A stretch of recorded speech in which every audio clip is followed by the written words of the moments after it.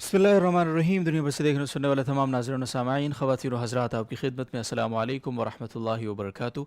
मैं हूँ आपका मेज़बान मोहम्मद अब्दुल वदूद और आपकी खिदमत में हाज़िर हैं प्रोग्राम आपके मसाइल के हल के एक और नशिस्त के साथ। और आज भी आपकी खिदमत में आपके पूछे गए सवालात का जवाब आएगा इंशाअल्लाह अज़ीज़। आप अपने नए सवालात हमें भिजवा सकते हैं फ़ेसबुक, यूट्यूब, दोनों जगह, दोनों डिजिटल प्लेटफॉर्म्स पे हमारी ये ट्रांसमिशन आपको दस्तयाब मिलेगी। फ़ेसबुक पर हमारा official Facebook page JTR media house और यूट्यूब पर हमारा official channel JTR media house, दोनों जगह आप हमारी इस ट्रांसमिशन को सुन सकते हैं। और जैसे ही आप इसमें स्विच करेंगे तो इन्हीं दोनों जगह पे ट्रांसमिशन के कमेंट्स बार में अपना सवाल लिखेंगे नाम और इलाके के नाम के साथ। इंशाल्लाह नेक्स्ट डे आपकी खिदमत में आएंगे, उन सवालात का जवाब हमारे हमरा होगा।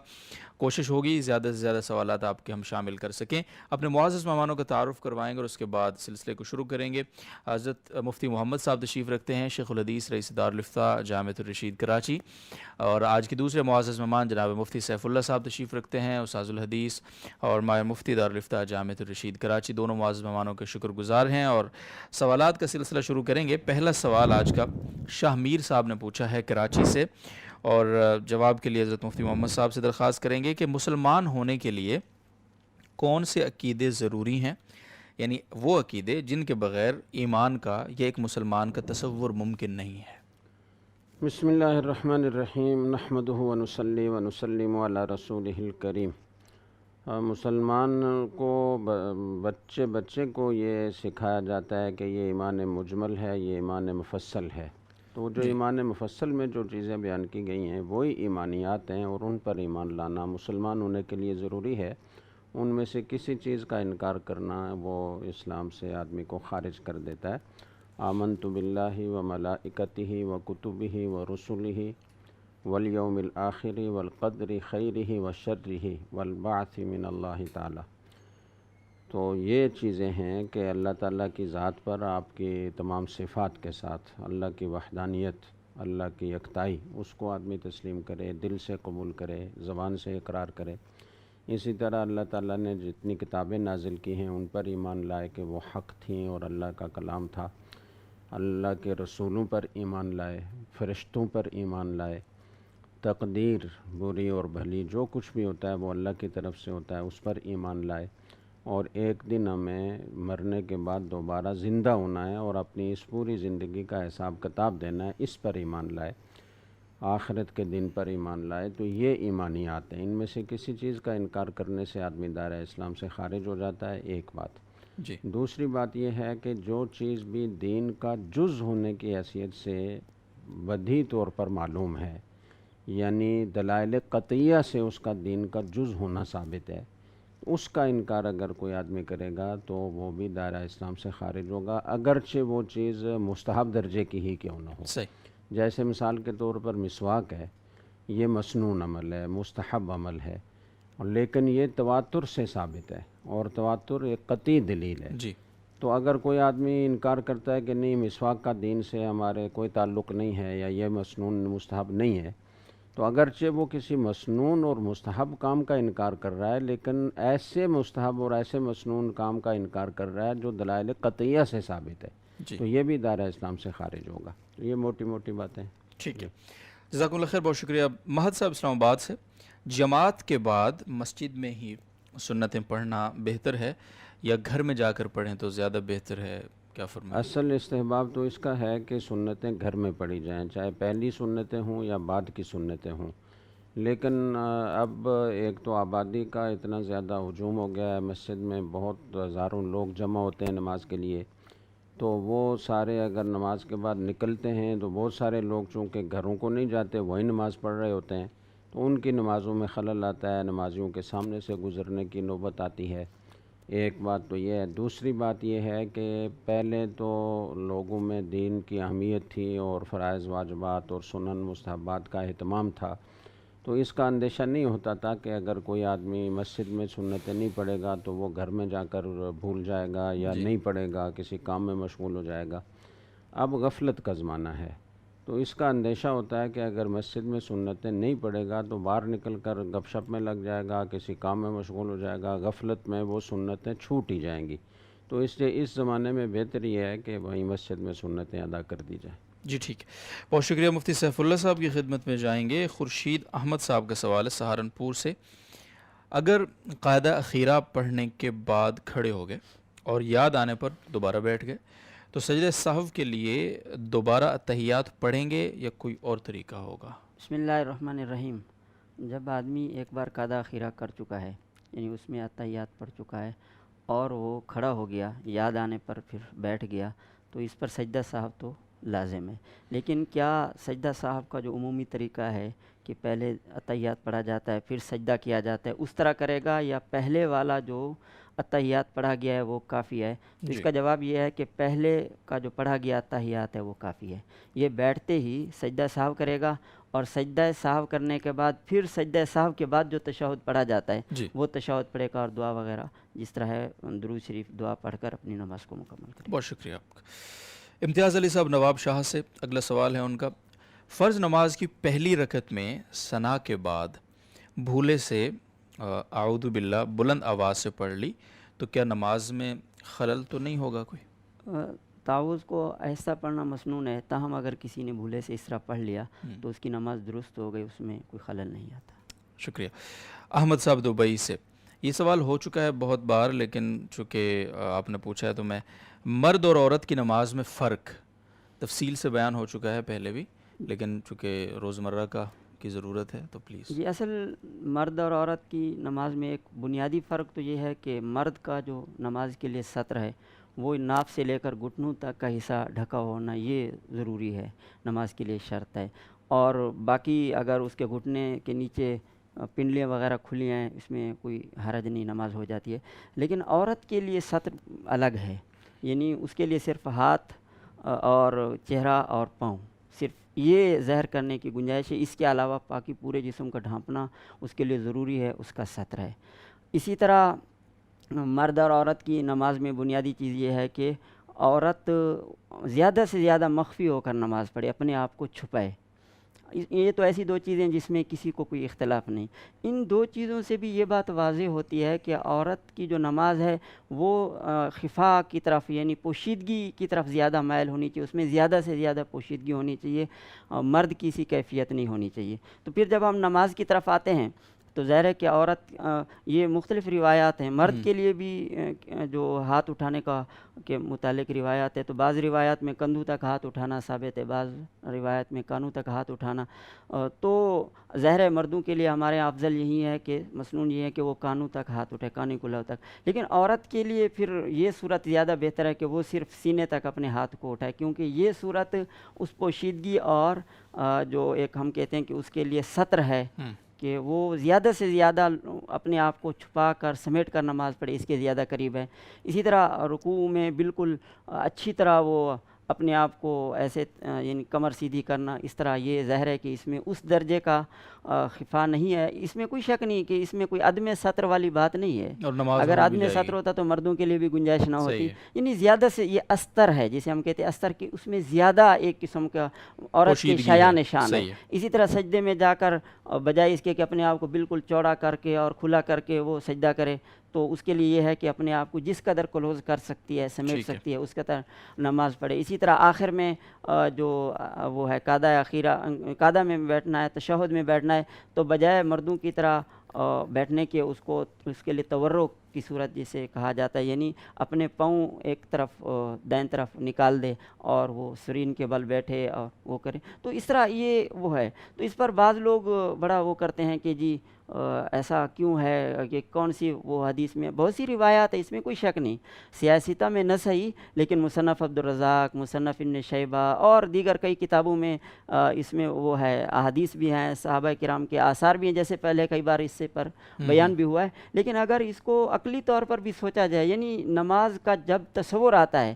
تو اس میں جہاں بھی یعنی عورت اور مرد کا آپ صلی اللہ علیہ وسلم سے وہ ثابت ہے، فرق ثابت ہے، تو وہ اس میں یہی سطر والا پہلو ہے۔ مثلا اگر مرد جماعت میں نماز پڑھ رہا ہے، اس امام بھول گیا تو مرد سبحان اللہ کہے گا، لیکن عورت کو سبحان اللہ نہیں کہنا، اس کو ہاتھ پہ ہاتھ مارنا ہے، انگلیاں اپنے ہاتھ پہ مارنی ہے، تاکہ مقصد بھی حاصل ہو جائے اور اپنے جو ایک خفا والا اور سطر والا پہلو ہے تو اس طرح سارے جو نماز کا کیفیات ہیں، جتنی روایات ہیں، سب کو دیکھا جائے تو وہ فقہا جنہوں نے یہی کہا ہے کہ عورت اور مرد کی نماز میں فرق ہے، تو ان کا موقف بہت نمایاں طور پر واضح نظر آتا ہے۔ اصل میں سعودی عرب وغیرہ میں بھی کچھ علماء جیسے شیخ عبدالعزیز بن باز اور مختلف ان کے وہ ہیں کلپس وغیرہ ہیں کہ مرد اور عورت کی نماز میں کوئی فرق نہیں، یا اس طرح کچھ لوگ، تو اس پر لوگ وہ کہتے ہیں ٹھیک ہے، ان کا اپنا نقطہ نظر ہے، لیکن اگر پوری اس نماز کی کیفیت پر غور کیا جائے تو حنفیہ کا جو مسلک ہے وہ بہت زیادہ مضبوط نظر آتا ہے۔ ٹھیک ہے جی، بہت شکریہ۔ ناظرین محترم، میں آپ سے درخواست کروں گا کہ چونکہ یہ جو G T R media house کا سلسلہ ہے آپ کے مسائل کا حل، گزشتہ 4 سال سے الحمدللہ یہ جاری ہے، اور ہر ٹرانسمیشن کے شارٹ کلپس بنتے ہیں، پھر وہ اپلوڈ ہوتے ہیں۔ تو آپ کو جب بھی کوئی مسئلہ درپیش ہو اس پروگرام میں تو آپ بھیجیں ہی اپنا سوال، لیکن وہ سوال آپ یوٹیوب کے سرچ انجن میں لکھ کر اور آگے اس سوال کے آگے J T R media house لکھ دیں، تو آپ کو اگر ہمارا آپ کے اس سوال کا جواب ہمارے چینل پر موجود ہوگا، اور ہوپ فلی جو روزمرہ کے جتنے بھی مسائل ہیں، جس طرح مثلاً آپ نے مرد اور عورت کی نماز میں فرق یہ لکھ کر آگے آپ J T R media house لکھیں گے تو آپ کو حضرت مفتی محمد صاحب کا ایک تفصیلی کلپ ہے، مفتی طارق مسعود صاحب کا ایک تفصیلی کلپ ہے، وہ مل جائے گا، مفتی سیف اللہ صاحب نے ابھی بیان کر دیا۔ تو جو بھی مسئلہ اس طرح سے عمومی مسائل جتنے بھی ہیں تو آپ کو وہاں سے بھی معاونت مل سکتی ہے، تو اس کا بھی اہتمام آپ فرما لیا کریں، اور اگر نہ ملے تو ظاہر ہے پھر یہاں سوال تو آپ کا آ ہی چکا ہوتا ہے۔ اگلا سوال حضرت مفتی محمد صاحب کی خدمت میں ہے، سیف انصاری صاحب کا انڈیا سے۔ وہ کہتے ہیں جی کہ میری سالی کے شوہر نے دوسرا نکاح کیا، جبکہ پہلے 6 بچے ہیں ان کے، 5 لڑکے 1 لڑکی، جسے نکاح کیا تو ان کی اہلیہ کافی پریشان اور بہت رو رہی تھیں کہ اجازت کے بغیر نکاح کر رہے ہیں وغیرہ وغیرہ۔ پوچھنا یہ ہے کیا اس طرح بغیر اجازت کے دوسرا نکاح کرنا درست ہے، جبکہ تنخواہ کو اتنی اچھی بھی نہیں ہے کہ وہ دونوں گھروں کو چلا سکے؟ ہم دیکھیں، دوسری شادی، تیسری شادی، چوتھی شادی، یہ مرد کو اللہ تعالیٰ نے اس کی اجازت دی ہے، جی، اور اس کے لیے پہلی بیوی سے پوچھنے کو ضروری نہیں قرار دیا، نہ قرآن کریم میں، نہ حدیث میں، نہ فقہا نے۔ جی، لہٰذا یہ جو ہمارے ہاں قانون ہے کہ پہلی بیوی سے اجازت لینا ضروری ہے یا یونین کونسل سے اجازت لینا ضروری ہے، یہ شریعت سے متصادم ایک قانون ہے، اور اسلامی نظریاتی کونسل نے 2013-14 میں اپنی سفارش پیش کی ہے کہ یہ قانون خلاف شریعت ہے، شریعت سے متصادم ہے، اسے ختم کیا جائے۔ تو شرعی مسئلہ تو یہ ہے۔ باقی رہی یہ بات کہ یہ کیا ہر ایک کو اجازت ہے کہ وہ دوسری شادی کرے، تیسری شادی کرے، چوتھی شادی کرے، تو ایسا نہیں ہے۔ جن حضرات کو اپنے اوپر یہ پورا اعتماد ہو کہ وہ بیوی بچوں کی ضروریات بھی پوری کر سکتے ہیں اور ان کے درمیان عدل سے بھی کام لے سکتے ہیں، ان کے کھانے پینے میں، ان کے لباس میں، ان کے ساتھ رات گزارنے میں برابری کا معاملہ کر سکتے ہیں، تو انہی کو اس کی اجازت ہے۔ جن کو یہ اندیشہ ہو کہ میں پوری طرح مساوات پر عمل نہیں کر سکوں گا، تو ان کے لیے پھر ایک ہی بیوی پر اکتفا کرنا ضروری ہے۔ فَإِنْ خِفْتُمْ أَلَّا تَعْدِلُوا فَوَاحِدَةً، صحیح، اگر تمہیں یہ خوف ہو کہ تم عدل نہیں کر سکو گے بیویوں کے درمیان، تو پھر ایک ہی پر اکتفا کرو، پھر تم مزے نہ اڑاؤ، صحیح، اپنی فرائض پر عمل کرنے کی کوشش کرو۔ جس کو اس عدل اور انصاف کے قائم کرنے پر اطمینان نہ ہو، وہ پھر دوسری شادی نہ کرے۔ یا کسی کے ایک تو ہے نا کہ آدمی توکل کرے کہ جی بس شادی کرو، اللہ رزق میں وسعت دے گا۔ اللہ رزق میں وسعت دے گا، جی، تو اس میں کوئی شک نہیں کہ اس درجے کا اگر توکل ہو تو اللہ تعالیٰ رزق میں وسعت دیتے بھی ہیں۔ ایک حدیث میں واقعہ مذکور ہے کہ ایک صحابی آئے اور انہوں نے فقر کا کی شکایت کی، تو آپ نے کہا شادی کرو۔ انہوں نے شادی کی تو پھر بھی ویسے ہی حالات، پھر واپس آئے کچھ عرصے کے بعد کہ حضرت فقر اسی طرح، آپ نے کہا ایک اور شادی کرو۔ تو اس طرح ان کو صحیح، تو وہ ہوتا ہے کہ اگر کسی کے اندر اتنا توکل ہے اور جی، اللہ پر اتنا اعتماد ہے تو اللہ تعالیٰ کی مدد بھی آتی ہے، لیکن عام طور پر جو دوسری شادی کرنے والے ہوتے ہیں وہ توکل کے اس اعلیٰ درجے پر قائم نہیں ہوتے، اس لیے پھر وہ جذبات میں آ کر تو لیتے ہیں، اس کے بعد پھر وہ ضروریات پوری نہیں کر سکتے، تو پھر ایک جھگڑا فساد، اس سے دین بھی تباہ ہوتا ہے، دنیا کی زندگی بھی ایک مصیبت بن جاتی ہے۔ تو ایسے لوگوں کو پھر ایسا اقدام نہیں کرنا چاہیے۔ جی ٹھیک ہے، جزاکم اللہ خیر، بہت شکریہ۔ اگلا سوال ہے شیخ اظہار الحق صاحب کا کشمیر سے، کیا عورت کو شوہر کے کہنے پر جاب چھوڑ دینی چاہیے، جبکہ عورت ٹیچنگ کی جاب کرتی ہے اور 2 سال بعد ریزائن کرنا چاہتی ہے تاکہ پینشن ملتی رہے، کیا اس صورت میں شوہر کی نافرمانی کا گناہ ہوگا؟ جی، میاں بیوی کو اس سلسلے میں مشورہ کر کے تو آپس میں طے کرنا چاہیے کہ جاری رکھنا ہے یا نہیں رکھنا. اس میں آپس کے اتفاق سے جو بھی صورت وہ متعین کریں اس پر عمل کرنا چاہیے. جہاں تک شرعی مسئلے کی بات ہے تو بات یہ ہے کہ عورت جب تک وہ غیر شادی شدہ ہوتی ہے اس کی تمام ضروریات، اس کا نان نفقہ وہ والد پر ہوتا ہے، اور جب اس کی شادی ہو جاتی ہے تو اس کی تمام ضروریات، اس کا نان نفقہ وہ اس کے شوہر پر ہوتا ہے. اس لیے عورت کو اپنے نان نفقہ کے لیے باہر نکلنے کی ضرورت نہیں ہوتی، اور اس کے لیے جائز نہیں ہوتا کہ وہ بلا ضرورت گھر سے باہر نکلے. جہاں کہیں ضرورت ہے شدید کہ اس کے نان نفقہ کا انتظام نہیں ہے، مجبور ہے، تو اس کے لیے اجازت ہوتی ہے. اور ٹیچنگ ایک ایسی جاب ہے کہ جو خواتین کے لیے بھی جائز ہے. اگر وہ لڑکیوں کو پڑھاتی ہیں یا چھوٹے بچے ہیں اور ان کی کلاس لیتی ہیں تو اس میں شرعاً کوئی قباحت نہیں ہے. پردے کی پابندی کے ساتھ اور شرائط کے ساتھ اگر کوئی خاتون کسی اس طرح کے ادارے میں ٹیچنگ کرتی ہے کہ وہاں لڑکیاں علیحدہ ہیں، لڑکیوں میں ٹیچنگ کر رہی ہے، یا لڑکیاں لڑکے مخلوط ہیں لیکن چھوٹی عمر کے ہیں، 10 سال تک کی عمر کے بچے ہیں، تو ان کو وہ پڑھا سکتی ہے. اور یہ ایک ایسی چیز ہے کہ جس کی معاشرے میں ضرورت ہے. اس لیے کہ اگر ہم خواتین کو ٹیچنگ کی اجازت نہیں دیں گے، دوسری طرف ہم یہ کہتے ہیں کہ جو لڑکیاں ہیں ان کو تعلیم تو دینی ہے، ان کو جاہل تو نہیں رکھ سکتے، تو ان کو پڑھانے کے لیے پھر مرد اساتذہ ہی اویلیبل ہوں گے، تو مجبوراً ان کو ان سے پڑھنا پڑے گا. اس میں کتنے فسادات ہیں، کتنی خرابیاں ہیں. تو اس لیے خواتین کو ٹیچنگ کی اجازت ہے. شوہر اگر اس کو ناجائز سمجھتا ہے تو اس کو شرعی مسئلہ سمجھ لینا چاہیے کہ شرائط کے ساتھ اس کی اجازت ہے اور گنجائش ہے. اور اگر وہ جائز سمجھتے ہوئے کسی بھی اپنی مصلحت کی بنا پر وہ منع کرتا ہے اور خاتون وہ ٹیچنگ کرنے پر اصرار کر رہی ہیں تو یہ ان کا اصرار کرنا ٹھیک نہیں ہے. پھر ان کو شوہر کی تابعداری، اس کی اطاعت لازم ہے. صحیح. جب تک مجبوری نہ ہو نان نفقے کی تو ان کے لیے وہ ملازمت کرنا شوہر کی اجازت کے بغیر جائز نہیں. جی ٹھیک ہے، بہت شکریہ. آپ نے اپنی اس پوری گفتگو کو بڑا جامع آپ نے فرما بھی دیا اور اس کی طرف اشارہ بھی کیا، لیکن آخر میں جو بات ہوئی اس پہ تھوڑا سا میں چاہوں گا آپ اضافہ فرمائیں کہ یہ جو انکریج کیا ہے آپ نے بھی اپنی گفتگو میں کہ ظاہر ہے 50% ہمارے یعنی اس سے بھی زیادہ تقریباً خواتین کی تعداد ہے ہمارے معاشرے میں، تو ہم کیسے اس کو نظر انداز کر سکتے ہیں؟ اور یہ چیزیں صرف یہیں نہیں رکنی، ظاہر ہے اچھی تعلیم، پھر اچھے لوگ آگے جنریٹ کرنا، پھر ڈاکٹری کا پورا شعبہ ہے، میڈیکل کا پورا شعبہ، اور جتنے شعبہ جاتے ہیں جہاں پہ ہمیں خاص طور پر پردے کی بڑی ضرورت ہوتی ہے، اور وہاں اگر خواتین نہ ہوں تو کتنی بے پردگی کے مسائل اور چیزیں ہمارے سامنے آتی بھی رہتی ہیں. تو شوہر حضرات جو ہیں، مصلحت بھی کوئی واقعتاً مصلحت ہو تو ٹھیک ہے، لیکن آپ کیا ان کو کوئی پیغام دیں گے کہ وہ بھی با پردہ وہ جو شرائط جتنی بھی آپ نے بیان فرمائی ہیں اگر وہ مد نظر ہیں تو وہ بھی حوصلہ افزائی کریں؟ بالکل شوہروں کو حوصلہ افزائی کرنی چاہیے. زمانہ گزرنے کے ساتھ ساتھ بہت ساری چیزوں میں تبدیلی آتی ہے اور ان وقتی جدید تقاضوں کی وجہ سے مسائل شرعیہ میں بھی تبدیلی آتی ہے. تو جو اس وقت ہم جس دنیا میں زندہ رہ رہے ہیں اس میں خواتین کی ہر شعبے میں ہمیں ضرورت پیش آتی ہے.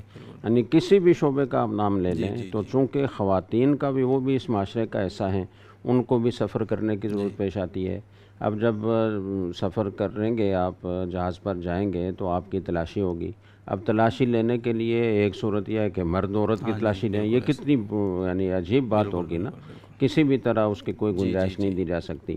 تو وہاں بھی خواتین کی ضرورت ہے. میڈیکل کے شعبے کا آپ نے ذکر کیا، اس میں بے انتہا ضرورت ہے، چونکہ جیسے آپ نے کہا کہ معاشرے کی آدھی خواتین معاشرے میں آدھی خواتین ہیں، آدھے مرد ہیں. تو اب یہ اتنی بڑی آبادی کو اگر ہم یہ کہیں کہ جی خواتین کو نہ تو کالج یونیورسٹی پڑھنے کی اجازت ہے، نہ انہیں اسپتال میں جاب کرنے کی اجازت ہے، تو یہ جو آدھی آبادی ہماری خواتین پر مشتمل ہے، ان سب کو مرد ڈاکٹروں کے پاس جانا پڑے گا. اور کئی دفعہ وہ جسم کے مستور حصوں کو بھی کھولنے کی ضرورت پیش آتی ہے، تو مردوں کے سامنے کھولنا پڑے گا.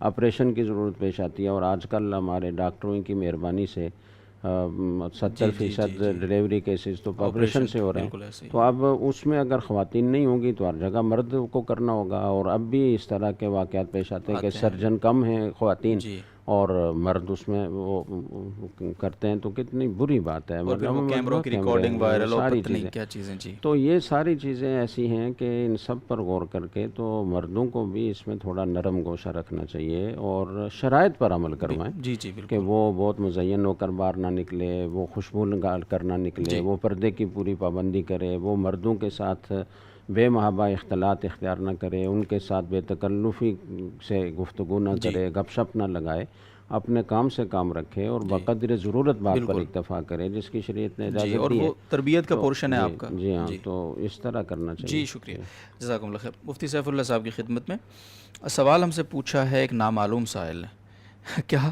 ظہر کی سنتوں یا عشاء کی سنتوں کے بعد پڑھے جانے والے نفل سنتوں سے پہلے پڑھ سکتے ہیں؟ دیکھیں اصل تو یہ ہے کہ جو سنتیں فرائض کے بعد ہیں تو ان کو فرائض کے بعد پڑھنا چاہیے. بیچ میں بہت زیادہ لمبے اذکار بھی نہیں کرنے چاہیے. فقہاء نے کہا کہ اگر کوئی ذکر یا کوئی وظیفہ کرنا چاہتا ہے تو مختصر کرے, بہت زیادہ لمبے طویل اوراد و وظائف بھی نہیں کرنے چاہیے اور نوافل وغیرہ بھی نہیں پڑھنی چاہیے. تو ان کو ان کے ساتھ پڑھنا چاہیے, یہ اس کا اصل طریقہ ہے. تاہم اگر کسی نے نفل پڑھ لیے تو ہم یہ تو نہیں کہیں گے کہ اس کے نفل نہیں ہوئے, لیکن جو ایک آئیڈیل طریقہ یا مستحب مسنون شکل ہے وہ یہی ہے کہ پہلے آپ سنتیں پڑھ لیں, ان سے فارغ ہونے کے بعد پھر آپ نوافل پڑھتے رہیں جتنے بھی پڑھیں. بہت شکریہ. اگلا سوال محمد نوشاد صاحب کا ہے میرٹھ انڈیا سے. سونا یا چاندی کو جس ریٹ میں خریدا ہے اس پر زکوٰۃ فرض ہوگی یا جس ریٹ میں فروخت ہو رہا ہے اس ریٹ پر زکوٰۃ فرض ہوگی, لازم ہوگی؟ اصل میں جو اموال زکوٰۃ ہیں ان کی مارکیٹ ویلیو کا اعتبار ہوتا ہے. مثلا اس وقت میرے پاس سونا ہے تو اگر اس کو میں بیچنا چاہوں تو یہ کتنے کا بکے گا, مارکیٹ میں اس کی ویلیو کیا ہے. بسا اوقات لوگ یہ کرتے ہیں کہ بھئی جتنے کا خریدا تھا, جیسے یہ پوچھ رہے ہیں, ایک پہلو یہ ہوتا ہے, اور کبھی وہ ہوتا ہے کہ بالکل جو نیا سونا ہوتا ہے تو اس کا ریٹ اس کو لازمی سمجھتے ہیں. ٹھیک ہے, اگر نئے سونے کا ریٹ وہ کیا جائے وہ بھی اچھی بات ہے اگر کوئی احتیاطاً ایسے کرتا ہے, لیکن جو شرعی طور پر لازم ہے وہ یہ ہے کہ اس وقت آپ کتنی چیز کے مالک ہیں تو اس کی جو مارکیٹ ویلیو اس زیور کو اگر مارکیٹ میں بیچا جائے تو کتنے اس کے پیسے بنتے ہیں, تو جتنے پیسے اس کے بنتے ہیں اس کے اعتبار سے اس کا 2.5% زکوٰۃ دینا ہوگا. ٹھیک ہے, بہت شکریہ. جاوید انصاری صاحب کا سوال ہے اگلا, اور یہ سوال پوچھ رہے ہیں کہ کیا یہودی اور عیسائی کو دوست بنانے سے مسلمان کافر ہو جائے گا؟ کیا قرآن میں ایسی کوئی بات ہے؟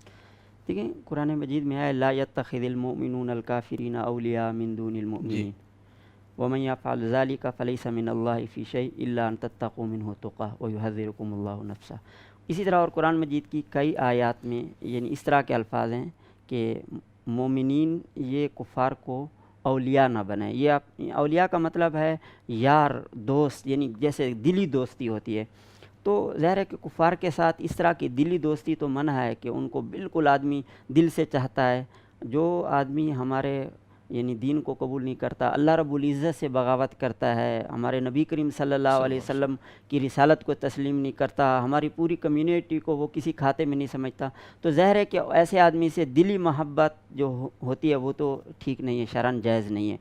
البتہ جو عمومی معاملات ہیں, مثلا ایک آدمی ہے جو پاکستان میں رہ رہا ہے, وہ ہندو ہے, سکھ ہے, کوئی بھی ہے, اب نہ اس کے ساتھ ہماری کوئی جنگ چل رہی ہے نہ کوئی اور مسئلہ ہے, اب ایسے آدمی سے ہم اگر کوئی معاملہ کرتے ہیں, تجارت کرتے ہیں, خرید و فروخت کرتے ہیں, یا اس کے ساتھ ویسے احسان کا معاملہ کرتے ہیں, ہمارے محلے میں کوئی یعنی منارٹی سے تعلق رکھنے والے لوگ ہیں, اقلیتی یعنی طبقے سے تعلق رکھنے والے لوگ ہیں, اور ہم ان کا خیال کرتے ہیں تاکہ وہ اپنے آپ کو ایک احساس کمتری کا شکار نہ سمجھیں اپنے آپ کو, تو اس طرح کی جو بھلائی ہے یہ مستحسن ہے, اچھی چیز ہے, تاکہ وہ ہمارے حسن اخلاق سے متاثر ہو کر اسلام قبول کریں.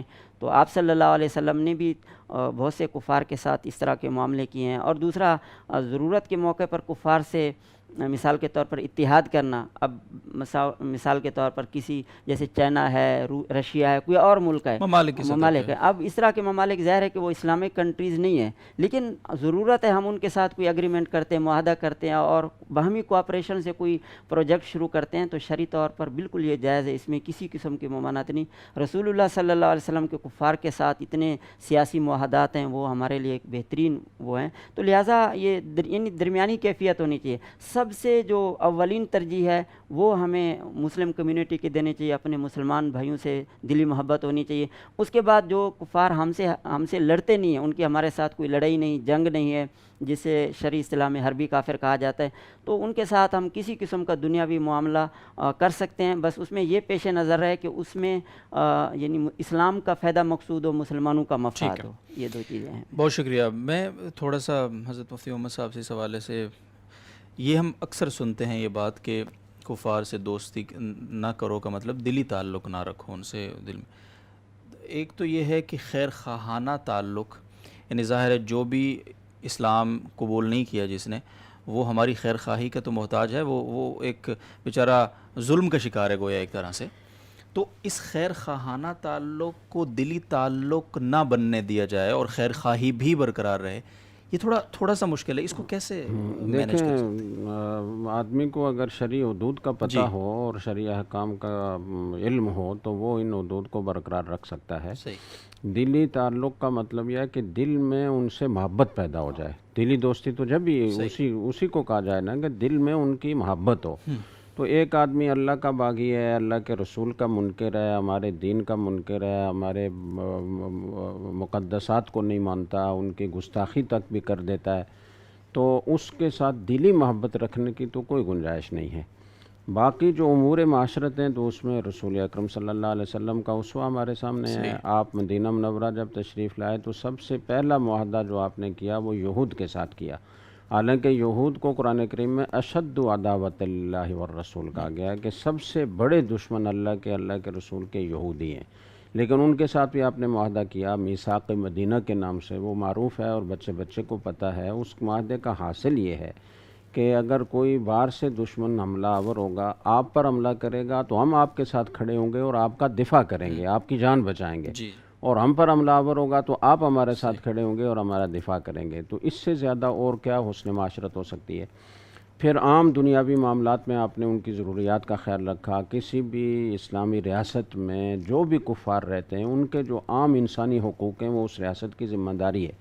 اسی بنا پر ان سے جزیہ وصول کیا جاتا تھا کہ ہم آپ سے جزیہ وصول کریں گے اور آپ کی جان، آپ کے مال کے تحفظ کی ذمہ داری ریاست اٹھائے گی۔ ٹھیک ہے۔ تو یہ، اور پھر عام اگر پڑوسی ہے، عام معاشرے میں رہنے والا ہے تو اس کے ساتھ حسن سلوک کا معاملہ کرنا۔ رسول اکرم صلی اللہ علیہ وسلم نے تو کفار کو، بڑے بڑے کفار کو جن کا کفر مسلم ہے، یعنی اس میں کوئی شک و شبہ کی گنجائش نہیں ہے، وہ بڑے بڑے سردار ہیں، ان کو آپ صلی اللہ علیہ وسلم نے ہدایہ دیے، اور بعض اوقات اتنی بھاری مقدار میں ہدایہ دیے کہ حضرت صفوان، ان کو اتنے مویشی آپ نے ہدیہ دیے کہ حدیث میں آتا ہے کہ دو وادیوں کے درمیان، دو پہاڑوں کے درمیان کی جو وادی تھی وہ پوری بھر گئی، اتنے زیادہ آپ نے ہدیہ ان کو دیا۔ اس کے علاوہ اور بے شمار واقعات ہیں آپ کے کفار کے ساتھ حسن سلوک کے۔ تو اب یہ آپ صلی اللہ علیہ وسلم کی دلی محبت نہیں ہے بلکہ ان کے ساتھ ہمدردی ہے، اور جو دین کا پیغام پہنچانا ان کو، اور ان کو اسلام کے قریب لانا، اور ان کو اسلام میں داخل کرنے کی کوشش کرنا، یہ اس کا حصہ ہے۔ جب آپ اس طریقے سے حسن معاشرت کریں گے، اخلاق سے پیش آئیں گے تو آپ کے قریب آئیں گے، آپ ان کو اسلام کے محاسن بیان کر کے اسلام کی دعوت دیں گے تو ان کے اسلام میں داخل ہونے کے امکانات پیدا ہوں گے۔ تو دعوت کا ذہن ہونا چاہیے اور دعوتی کی نیت سے ان کے ساتھ اس طرح حسن سلوک کا معاملہ کرنا چاہیے۔ یعنی دلی درد تو ہو لیکن دلی تعلق نہ ہو۔ بہت شکریہ، جزاک اللہ۔ اگلا سوال، اور وہ حضرت مفتی محمد صاحب کی خدمت میں ہے، ہم سے پوچھا ہے ہادیہ گل صاحب نے ڈیر اسماعیل خان سے، کیا پرنٹڈ تصویر کا دیکھنا بھی منع ہے؟ پرنٹڈ تصویر کا دیکھنا ہی منع ہے۔ اچھا، ڈیجیٹل تصویر تو مطلقاً منع نہیں ہے، اس میں تو اختلاف ہے۔ اور جو پرنٹڈ تصویر ہے وہ تقریباً جمہور علماء اس کو ناجائز کہتے ہیں، حرام کہتے ہیں، شدید ضرورت کے بغیر اس کی اجازت نہیں ہے۔ آپ کے پاسپورٹ کے لیے، شناختی کارڈ کے لیے، باقی جن جگہوں پر اس کی ضرورت ہے اس کے بغیر وہ کام نہیں ہو پاتا، تو وہاں اس کی گنجائش ہے۔ بلا ضرورت تصویر پرنٹ کروانا یا اسے دیکھنا یہ جائز نہیں۔ جی ٹھیک، بہت شکریہ۔ اب ثمیر الدین قاسمی صاحب کشمیر سے، تعویذ کو پہننا، گلے میں لٹکانا جائز ہے؟ جی جائز ہے۔ تعویذ اگر قرآن کریم کی آیات پر مشتمل ہو یا احادیث میں مذکور ادعیہ اور اذکار پر مشتمل ہو تو اس کے ناجائز ہونے کی کوئی وجہ نہیں ہے۔ اور حدیث سے اس کا ثبوت موجود ہے۔ حضرت عبداللہ ابن عمر رضی اللہ تعالیٰ عنہ جو بچے بالغ ہوتے تھے، یاد کرنے کے قابل ہوتے تھے، ان کو یہ کلمات یاد کروایا کرتے تھے، اعوذ بکلمات اللہ التامات من غضبہ و عقابہ و شر عبادہ و من ہمزات الشیاطین و ان یحضرون۔ تو جو یاد کر سکتے تھے ان کو یاد کراتے تھے کہ یہ صبح و شام پڑھا کرو، اور جو بچے چھوٹے ہوتے تھے، یاد کرنے کے قابل نہیں ہوتے تھے، تو یہ کاغذ پر یہ کلمات لکھ کر ان کے گلے میں ڈال دیا کرتے تھے۔ تو یہ جو بعض لوگ کہہ دیتے ہیں کہ جی تعویذ شرک ہے اور التمائم و شرک حدیث میں آتا ہے، تو وہ ان تعویذوں کے بارے میں ہے جو شرکیہ کلمات پر مشتمل ہوں۔ جو کلمات قرآنیہ پر مشتمل ہوں یا حدیث میں مذکور ادعیہ اور اذکار پر مشتمل ہوں، ان کے بارے میں یہ حدیث نہیں ہے۔ وہ جو جاہلیت کے زمانے میں جس طرح کے تعویذ مروج تھے، اس میں شرکیہ کلمات ہوتے تھے، تو ان کو شرک آ گیا ہے۔ جی جزاکم اللہ خیر۔ حضرت مفتی سیف اللہ صاحب کی خدمت میں محمد حمزہ صاحب کا سوال ہے اٹک سے۔ کسی آدمی نے غلطی سے میرے اکاؤنٹ میں پیسے بھیج دیے ہیں، آدمی کا نام وغیرہ نہیں پتہ ہے مجھے، کیا کروں پیسوں کا؟ دیکھیں، پہلے تو کوشش کرنی چاہیے کہ اس آدمی کو تلاش کیا جائے۔ اگر بینک کا اکاؤنٹ ہو تو مسئلہ نہیں، بینک سے رابطہ کر کے یہ اکاؤنٹ کن کا ہے، اور کم از کم اگر اکاؤنٹ آدمی کو معلوم ہو تو اس میں دوبارہ ٹرانسفر کر سکتا ہے، اس میں کوئی مسئلہ تو نہیں ہے۔ اور یا اگر اس طرح کے کسی ان نون نمبر سے آیا ہے، اس میں یہ ایشو ایک ہوتا ہے کہ بسا اوقات جو لوگ ٹرانسفر کرتے ہیں تو ان کا پتہ نہیں ہوتا کہ ان کا کسی دہشت گرد تنظیم سے تعلق ہے، کسی سے وہ ہے کیا ہے، تو اس میں یہ اندیشہ ہوتا ہے کہ ایک بار انہوں نے بھیجا، ہم نے بھی دوبارہ ٹرانسفر کیا تو اس سے لنک ٹرانزیکشن وہ بن ہو جائے جاتا گی۔ ہے۔ جی تو اس سے بچنے کے لیے اگر آدمی کوئی وہ کرتا ہے، کوشش کرے کہ وہ مطلوبہ آدمی تک پہنچا سکے، نہ ہو جب وہ مایوس ہو جائے تو پھر اس کو وہ جو عام حکم ہوتا ہے، گری پڑی چیز جو ملتی ہے لقطہ وغیرہ، تو اس کو جیسے صدقہ کیا جاتا ہے، مستحقین کو دیا جاتا ہے، تو اسی طرح آخر میں صدقہ کر دے۔ اگر خود مستحق ہے زکوٰۃ کا تو خود بھی پھر استعمال کر سکتا ہے۔ البتہ جب متعلقہ شخص رابطہ کرے اور واقعی وہ ثابت کر دے کہ اس کے پیسے آپ کے پاس آئے ہیں، تو پھر آپ دینے کے پابند ہوں گے۔ اس لیے ضروری نہیں ہے کہ آپ فوری طور پر اس کو جو ہے نا صدقہ کریں، اتنا انتظار کریں کہ ممکن ہے وہ بندہ آپ سے رابطہ کر لے۔ بہت شکریہ۔ بنت شریف صاحب انڈیا سے پوچھتی ہیں، سود کے پیسے کس کو دینے چاہیے، مسلم کو یا غیر مسلم کو؟ نیز کیا غریب مسلمان کی بیٹی کی شادی میں تعاون کے لیے استعمال کر سکتے ہیں؟ جی بالکل دیے جا سکتے ہیں، یعنی کسی بھی مستحق کو دیے جا سکتے ہیں، اگرچہ مسلمان کو ہی ترجیح دینی چاہیے، کیونکہ دیکھیں ہر ایک کمیونٹی اپنے لوگوں کا خیال کرتی ہے۔ جیسے غیر مسلم ہے تو ان کی جو اپنی کمیونٹی ہے وہ جب بھی مدد کرتی ہے، کوئی چیریٹی ہو، کوئی چیز ہو، تو وہ اپنے لوگوں کو ترجیح دیتی ہے، تو ان کی کمیونٹی بھی ان کی دیکھ بھال کرے اور ہم بھی ان کا خیال کریں، تو ہمارے جو مسلمان ہیں، غریب ہیں، تو اور یہ ہماری مدد کے زیادہ مستحق ہیں، اس مسلمان بھائی ہونے کے ناطے ان کا ہم پر زیادہ حق ہے۔ اس لیے ایسے موقع پر ہمیں ان کو صدقات نافلہ وغیرہ ہوں یا اس طرح واجب التصدق جو رقم ہوتی ہے، تو اس میں ہمیں مسلمانوں کو ترجیح دینی چاہیے۔ لیکن اللہ یہ کہ کوئی ایسی ناگزیر صورت ہے کہ غیر مسلم کو اب نہیں دیتے تو اس کی جان کا خطرہ ہے، کوئی بڑی مشکل ہے، علاج کا مسئلہ ہے، تو ایسے موقع پر اس کو بھی دیے جا سکتے ہیں۔ اور جس طرح انہوں نے کہا کہ شادی کے لیے یا کسی اور بھی ضرورت کے لیے کسی مستحق کو دیے جا سکتے ہیں، اس میں شرط یہ ہے کہ جس وقت ہم اس کو دے رہے ہیں اس وقت وہ زکوٰۃ کا یعنی صدقہ لینے کا مستحق ہو۔ اگر وہ مستحق ہے، بھلے اس کو وہ آگے بیٹی کی شادی میں استعمال کرے، کسی اور چیز پر استعمال کرے، اس میں کوئی حرج نہیں ہے۔ جی ٹھیک ہے، بہت شکریہ۔ حضرت مفتی محمد صاحب کی خدمت میں سوال ہے جاوید انصاری صاحب کا، حالت جنابت میں اللہ کا نام لے سکتے ہیں؟ جی اللہ کا نام لے سکتے ہیں۔ حالت جنابت میں دو چیزیں منع ہیں، ایک تو نماز پڑھنا منع ہے اور دوسرا تلاوت قرآن منع ہے۔ قرآن کریم کو ہاتھ لگانا بھی منع ہے، باقی کسی بھی قسم کا ذکر کیا جا سکتا ہے۔ رسول اکرم صلی اللہ علیہ وسلم کے بارے میں حدیث میں آتا ہے کہ کانا یذکر اللہ علی کل احیانہ، آپ صلی اللہ علیہ وسلم تمام اوقات میں ذکر میں مشغول رہتے تھے۔ ظاہر ہے اس میں حالت جنابت بھی آتی ہے، تو اس لیے اللہ کا نام لینے میں، اللہ کا ذکر کرنے میں کوئی حرج نہیں ہے۔ جو منع ہے وہ نماز اور تلاوت ہے۔ جی بہت شکریہ۔ اسماعیل صاحب پوچھتے ہیں، خواتین تبلیغی جماعت میں 3 دن 10 دن چلہ 4 مہینے جو بھی نصاب ہے ان کا اپنے محرم کے ساتھ سفر کر سکتے ہیں؟ جی اس بارے میں ہمارے علماء کے دونوں نقطہ نظر رہے ہیں۔ بعض اچھے جید علماء کرام نے اس کو منع کیا ہے کہ عورت کو گھر سے نکلنے کی شدید مجبوری کے بغیر اجازت نہیں ہے، اور اس کے اس طرح باہر نکلنے میں بعض فتنوں کا اندیشہ ہے، تو اس لیے انہوں نے منع کیا ہے۔ لیکن دوسرا موقف بھی ہے علماء کا، جو پہلے موقف والے ہیں وہ یہ کہتے ہیں کہ جی یہ جو دین سیکھنے سکھانے کی ذمہ داری ہے وہ گھر کے مردوں پر ہے کہ وہ عورتوں کو بھی سکھائیں، لیکن دوسری طرف جو دوسرا نقطہ نظر ہے وہ یہ کہتے ہیں کہ زمانہ اتنا بدل گیا ہے کہ اب ہمارے مردوں میں خود اتنی غفلت ہے، سستی ہے، دین سے بیزاری ہے، خود انہیں دین کے احکام کا پتہ نہیں ہے، تو وہ گھر میں کیا سکھائیں گے؟ تو اگر ہم اس پر پابندی لگا دیں کہ خواتین جماعت میں نہیں جا سکتیں تو پھر ہمارے معاشرے کا بہت بڑا حصہ بالکل جاہل رہے گا اور وہ دین سے دور رہے گا۔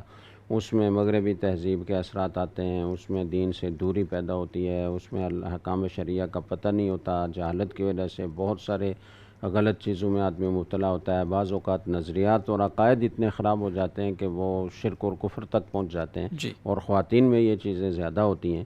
تو اس لیے ان علماء نے اس کی اجازت دی ہے کہ وہ محرم کے ساتھ اور شرائط کے ساتھ تبلیغی جماعت میں جا سکتی ہیں۔ صحیح، اور اس کی ایک نظیر آپ مدارس البنات کو بتا سکتے ہیں کہ پہلے قرون اولیٰ میں تو اس طرح بنات کے مدارس بھی نہیں تھے، آج علماء کرام سارے ہی تقریباً اکا دکا کوئی ایسے ہوں گے جو اس کے خلاف ہوں، ورنہ اس کی اجازت دیتے ہیں۔ حالانکہ مدارس البنات میں فتنوں کا زیادہ اندیشہ ہے اور مشاہدہ بھی ہے کہ وہاں جی زیادہ مسائل پیدا ہوتے ہیں۔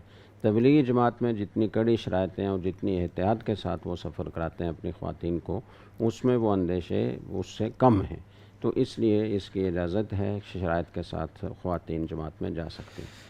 جی ٹھیک ہے، بہت بہت شکریہ آپ اپنے دونوں معزز مکرم مہمانوں کا، تمام ناظرین و سامعین کا بہت شکریہ۔ آپ سے انشاءاللہ کل کی نشست میں ملاقات ہوگی، آپ کے بہت سارے سوالات ہیں ہمارے پاس، تو تب تک کے لیے اجازت دیجیے، اللہ حافظ۔